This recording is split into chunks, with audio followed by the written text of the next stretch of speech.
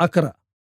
संपूर्ण राजकीय स्वातंत्र्य ह्या शब्दांनी चिडलेले गांधीजी आणि इंग्रज. राष्ट्रीय सभेने हिंदुस्थानचे ध्येय संपूर्ण राजकीय स्वातंत्र्य हेच होय, स्वराज्य शब्दाचा हाच खरा अर्थ होय, असे गेल्या डिसेंबर महिन्यात मद्रासला घोषित केले. त्यावेळेस त्या स्वातंत्र्याच्या ठरावाचा दोघा जणांस फार तिटकारा आला. दोघे जण त्या ठरावाला पोरकट, अशक्य, वेडगळ म्हणून अगदी चिडल्यासारखे झाले.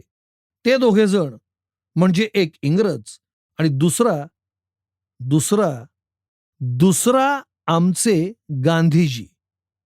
हिंदुस्थानने पूर्ण स्वातंत्र्य हेच राजकीय ध्येय ठरवावे याचा राग त्या दोघांपैकी इंग्रजाला यावा हे साहजिकच आहे. अशा वेळी असे होतेच. उदाहरणार्थ, परवाच मुंबईतील एका न्यायाधीशाने एका धंदेवाईक चोराविरुद्ध जेव्हा निकाल दिला की त्याच्यापाशी धरलेली सर्व मत्ता ज्या सावाला लुबाडून त्याने घेतली होती त्या सावास देऊन टाकावी, तेव्हा त्या चोरीचा प्रामाणिकपणे व्यवसाय करणाऱ्या त्या चोरासही साहजिकच असाच राग आला. तो म्हणाला देखील की निढळाच्या घामाने मी ही मत्ता मिळवली होती. चोर लोकांच्या थोरवीचे गौरवार्थ जे म्हणतात, अगदी तेच वर्णन माझ्या प्रयत्नालाही लागू आहे.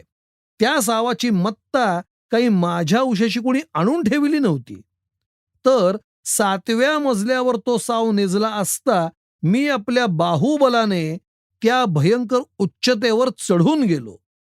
The height that I too reached and kept was not attained by a sudden fight, but I, while honest men had slept, was toiling upwards in the night. जर त्या चोरास तसा राग येणे साहजिकच होते, तर इंग्रजांसही स्वातंत्र्याच्या ठरावाचा राग येणे साहजिकच नव्हे काय? तेही सहजच म्हणतात की आमच्या बापजाद्यांनी हे हिंदी साम्राज्य निढळाच्या घामाने मिळविले आहे. सातारचे, झाशीचे, लाहोरचे, पुण्याचे, अयोध्येचे एक का दोन इतके मुकुट, सिंहासने, रत्ने, माणके, रुपये, अहो नुसते उचलून कोठारात भरावायचे असते तरी भीमासारखा हमाल देखील थकला असता. मग आम्ही तर ती सर्व उचल आमच्या बाहुबलाने प्रथम लुटून मग उचलून घेतलेली आहे. इतकेच नव्हे, तर या राजकीय लुटीला आणि उचलीला आता आम्ही साम्राज्य हे नाव देखील देऊन चुकलेलो आहोत. लुटीला साम्राज्य म्हणून म्हणल्यानंतर देखील का ती ज्याची त्याला परत मिळण्याचा अधिकार उरतो? पण आता 4 पिढ्या लोटल्यानंतर त्या साम्राज्यावर तुम्ही तुमचा अधिकार सांगता? केवढा अन्याय! आम्ही आपले लक्ष देत नाही म्हणून, नाहीतर 121चा आकडा माहित आहे का? तो 121चा आकडा असला तर सरळ, नाहीतर काळाच्या गळ्यासारखा वाकडा, हे विसरू नका. स्वातंत्र्याच्या ठरावाची अशी चीड ज्या दोघांना, इंग्रजाला आणि गांधींना आली, त्यापैकी इंग्रजाला चीड येणे साहजिकच आहे, हे बहुतेकास समजतच असेल. पण महात्मा गांधींना हिंदुस्थानच्या पोटी आलेल्या या एका वर्षात स्वराज्य मिळवून निघालेल्या महान देशभक्तास हिंदुस्थानने इंग्रजांच्या पारतंत्र्यास झुगारून देण्याचा निश्चय करताच एवढी चीड का यावी याचे पुष्कळांस कोडे पडले आहे. त्यांच्या भक्तांस देखील ते कोडे उलगडत नाही. त्यापैकी दोघे तिघे जण परवा आजूबाजूस कोणी नाही असे बघून आपसात कुजबुजत होते. हे कसे काय की बुवा? स्वातंत्र्य हा सर्व राष्ट्रांचा, व्यक्तींचा जसा जीवन तसा निसर्ग सिद्ध अधिकार आहे. इंग्रजी सत्तेस सैतानी म्हणणाऱ्या या न्यायपुराण गांधीजींना स्वातंत्र्याचा ठराव आवडू नये हे कसे? हे त्यांच्या पूर्वचरित्रास अगदी विसंगत दिसते खरे, परंतु या कोड्याची किल्ली या पूर्वचरित्रातच सापडणार आहे. हे त्यांच्या या 6-7 वर्षांच्या आतच झालेल्या परिचित मंडळींस ठाऊक नाही. म्हणून तर त्यांची ही फसगत झाली आहे. गांधीजींचे पूर्वचरित्रच नव्हे, तर प्रस्तुत चरित्रही या विसंगततेच्या सूत्राने अगदी सुसंगतपणे ग्रंथिलेले आहे आणि तेही त्यांनी स्वतःच. आपल्या आत्मचरित्रात ते काय म्हणतात बघा, झुलू लोकांशी इंग्लिशांची कटकट चालू झाली. झुलूंनी हिंदुस्थानचे काही एक घोडे मारलेले नव्हते. इंग्लिशांचे देखील त्यांनी काय बुडवले होते हेही गांधीजींस कळत नव्हते. किंबहुना त्या झुलूंच्या रानटी स्वातंत्र्यास हिरावून त्यास ब्रिटिशांच्या नखांचा धाक बसवण्यासाठी इंग्रजांनीच खाजून खरूच काढली होती असे सर्व जगाला कळत होते. पण इंग्रजांनी झुलूवर स्वारी केली. इंग्रज हिंदुस्थानचे राजे, गांधी हिंदुस्थानचेच एक सुपुत्र, अर्थात ते इंग्रजांची प्रजाच. तेव्हा इंग्रजांनी स्वारी केली तर गांधींना त्या आपल्या आवडत्या साम्राज्याच्या आज्ञेस पाळण्याचा प्रजाधर्म सांभाळलाच पाहिजे. ते त्या स्वारीबरोबर इंग्रजांचे वतीने स्वयंसेवक होऊन गेले. झुलूंना पशुहून क्रौर्याने इंग्रज मारीत चालले होते हे ते पाहत होते. झुलूचे स्वातंत्र्य इंग्रज हरण करत आहेत हे ढळढळीत दिसत होते.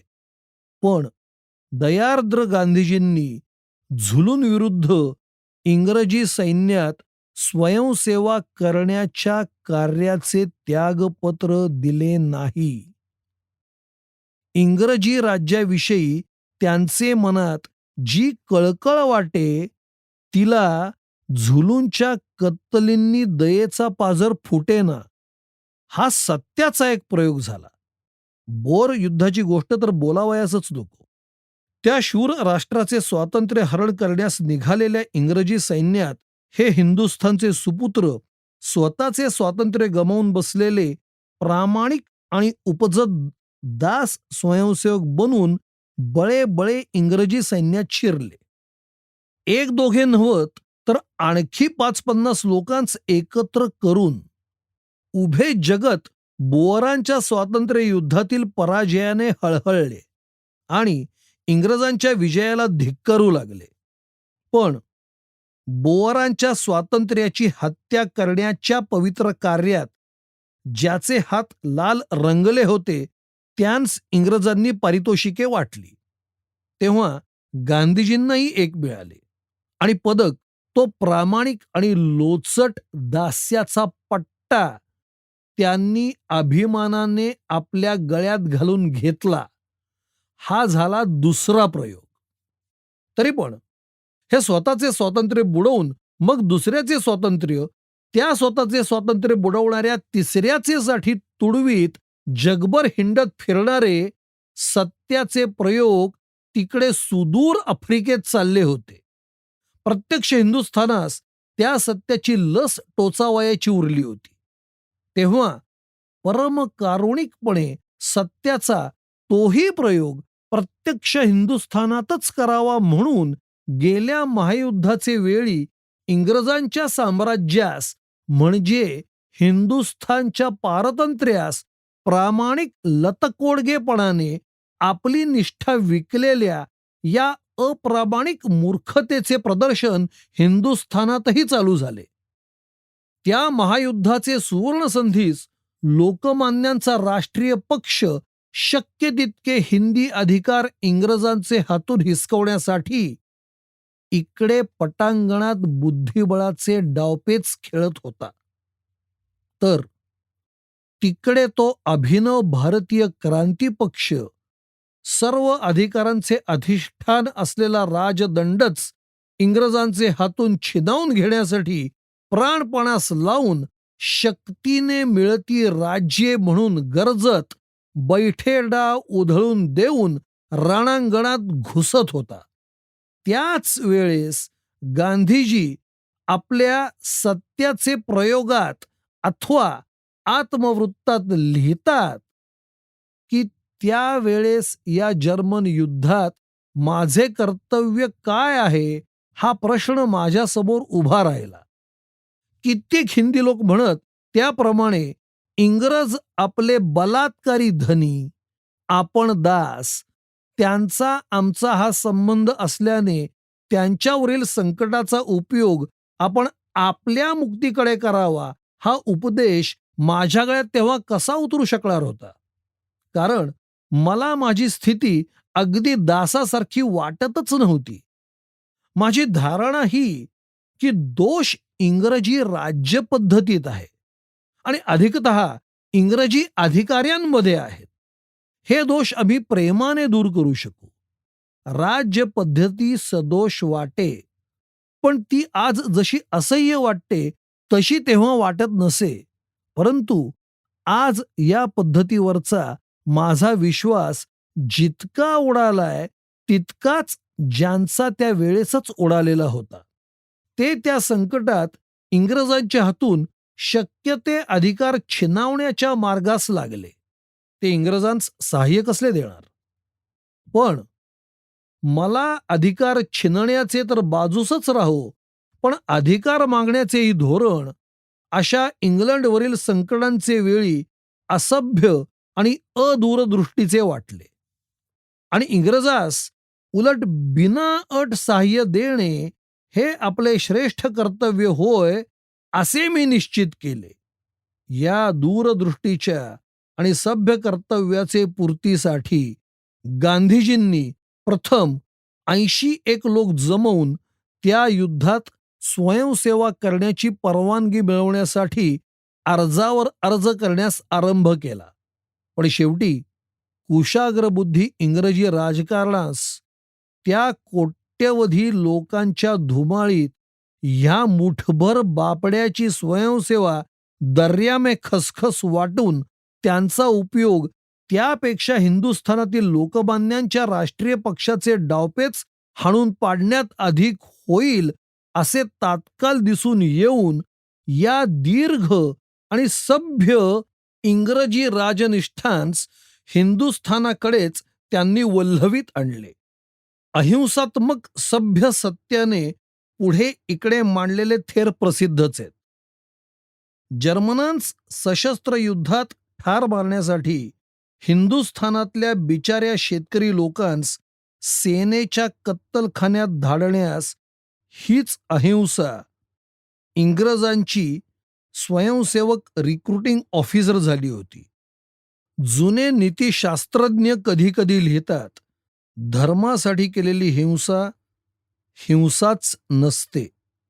सज्जनांचे रक्षणार्थ करावी लागणारी हिंसा अहिंसाच असते. जुनी व्याख्या चुकीची आहे. निरपवाद अहिंसाच खरी अहिंसा असे म्हणणारे महंत त्या निरपवाद अहिंसेची सक्रिय व्याख्या अशी करीतात असे दिसते की इंग्रजांच्या साम्राज्यासाठी जी हिंसा ती हिंसाच नव्हे. जर्मन, झुलू, बोर वाटेल तो जो इंग्रजांच्या साम्राज्याविरुद्ध लढत असेल त्याची हिंसा करण्यासाठी रंगरूट भरती करण्याच्या निरपवाद अहिंसेच्या सभ्य कार्यक्रमात हिंसा संमत आहे. गेल्या महायुद्धात गांधीजींनी राष्ट्रीय पक्षाच्या अडवणुकीच्या राजकारणास शक्यतो खो घालण्यास झटून त्यात थोडे यश मिळविले. लोकमान्यांचे कार्यातच ते थोडा बहुत खो घालू शकतील इतकीच इंग्रजांची अपेक्षा होती. कारण क्रांतिकारक महात्माजींच्या अहिंसात्मक सभ्य दूरदृष्टीस कवडीच्याही उधारीने विचारित नाहीत हे सरकार जाणूनच होते. गांधीजींच्या आत्मचरित्रातील वरील उतार्यावरून त्यांनी मद्रासच्या राष्ट्रीय सभेने संमत केलेल्या स्वातंत्र्याच्या ठरावाने चिडून जावे हे किती साहजिकच आहे हे कोणासही समजून येईल. त्यांचे पूर्ववृत्त आणि पहाडी चुक्यांची परंपरा ज्यांस माहीत नाही त्यांचंच त्याचे आश्चर्य वाटेल तर वाटो. गेल्या महायुद्धात त्यास ती सभ्य अहिंसात्मक दूरदृष्टीची धोरणे आणि तत्वे वाटली ती त्यांनी त्याच उतार्यात आज मला तशी वाटत नाहीत म्हणून म्हटले आहे.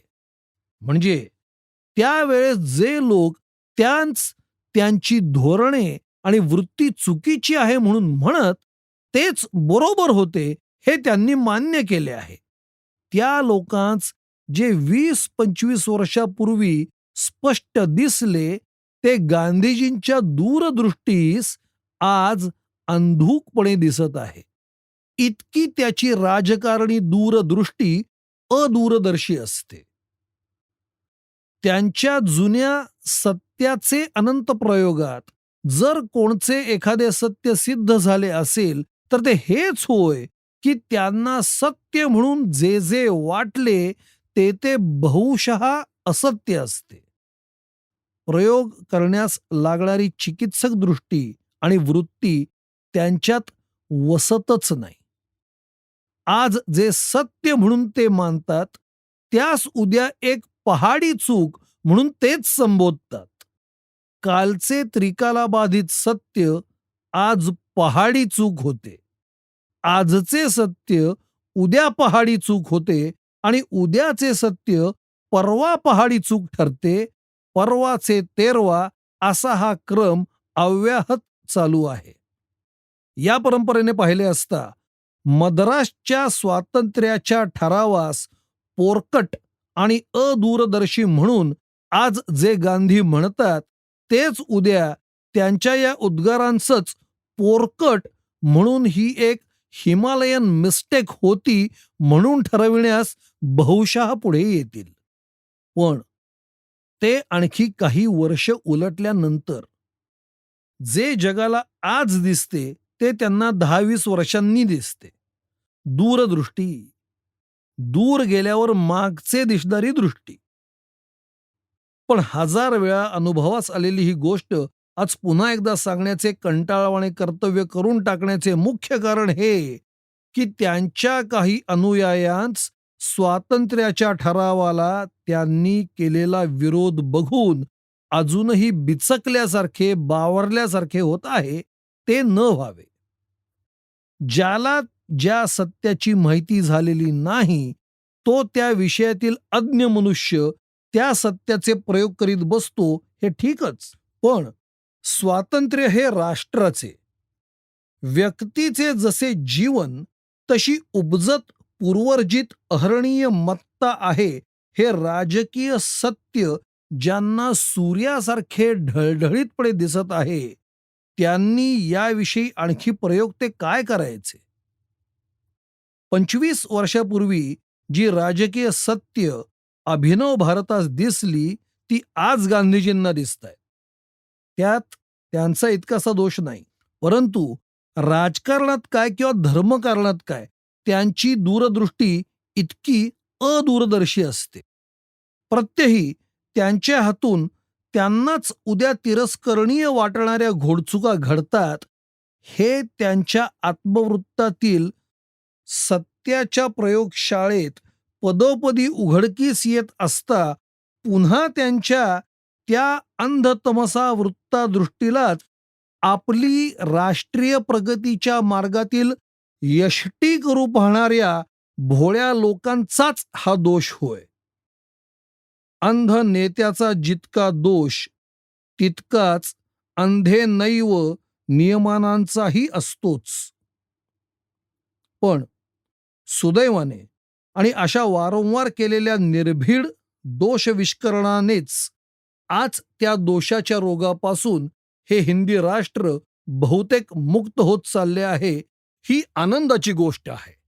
हिंदुस्थानचे ध्येय पूर्ण स्वातंत्र्यच हे महात्माजींना जरी आणि इंग्रजांना जरी आवडले नाही तरी त्यांपैकी पहिल्याच्या निर्जीव शापांची किंवा दुसऱ्यांच्या मारक चापांची चिंता न करता उभे भारतवर्ष त्या स्वतंत्रता भगवतीच्या चरणावरच आपली अढळ निष्ठा अर्पण करावयास येत आहे. ती केरळ प्रांतीय परिषद आणि तिचे अध्यक्ष पंडित जवाहरलाल नेहरू यांचे भाषण पहा. ती कर्नाटक परिषद आणि तिचे अध्यक्ष नरीमन यांचे भाषण पहा. ती महाराष्ट्र परिषद आणि तिचे अध्यक्ष सुभाष बाबूंचे भाषण पहा. जिकडे तिकडे स्वातंत्र्य लक्ष्मीचा जय जयकार चालला आहे. स्वातंत्र्य लक्ष्मीच्या नगाऱ्याची घाई, तिथे इंग्रजी साम्राज्यावरील लतकोडग्या निष्ठे तुझ्या टिमकीचे काय.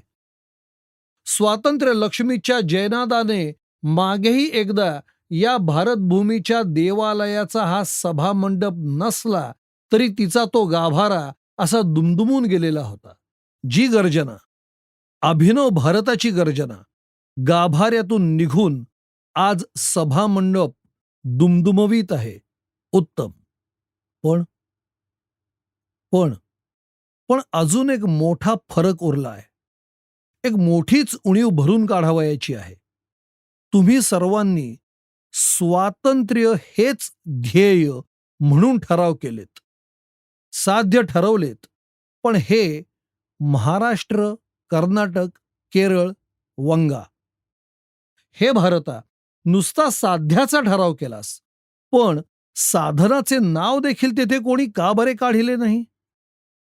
स्वतंत्रता लक्ष्मीच्या पूजेची साधने तिच्या गाभाऱ्यात जोवर जमली नाहीत, कोणी ती जमविण्याचा चकार शब्द काढिला नाही, तोवर नुसत्या सभा मंडपात तिच्या चालणाऱ्या या पारोशा आणि रिकाम्या जयघोषांनी तिचा उत्सव साजरा कसा होणार. पूजे वाचून, होमा वाचून ती देवी कशी प्रसन्न होणार. म्हणून सावधान. साधनाचा एकही ठराव झाला नाही म्हणून सावधान. नाहीतर पुन्हा भलतेच साधन, भलताच मनुष्य योजू लागेल. ती लतकोडगी अहिंसा, ते परधार्जिणे प्रेम, तो स्वपक्षघातकी, न्यायपक्षघातकी निपक्षपात, ज्यांनी ज्यांनी गेल्या महायुद्धात सभ्यतेच्या आणि न्यायाच्या सोंगाखाली अन्यायापुढे धूप जाळले, ते सर्व आज उद्यांच्या एखाद्या नव्या सुवर्णसंधीत पुन्हा तसलीच खुळे उभारण्यास कमी करणार नाहीत.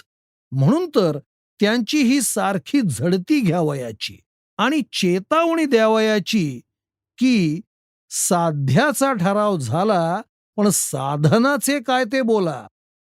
कारण मुख्य गोम ती तेथेच आहे.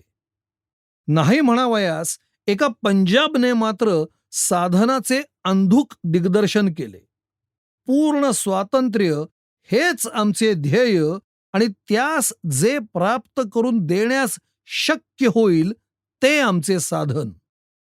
संकल्प ठीक सुटला. देवालयाच्या सभामंडपात इतके झाले तरी पुरे आहे. पण आता त्या गाभाऱ्यात चला.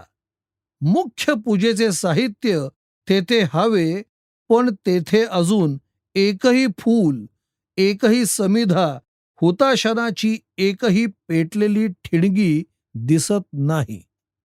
दिनांक 28 जून 1928.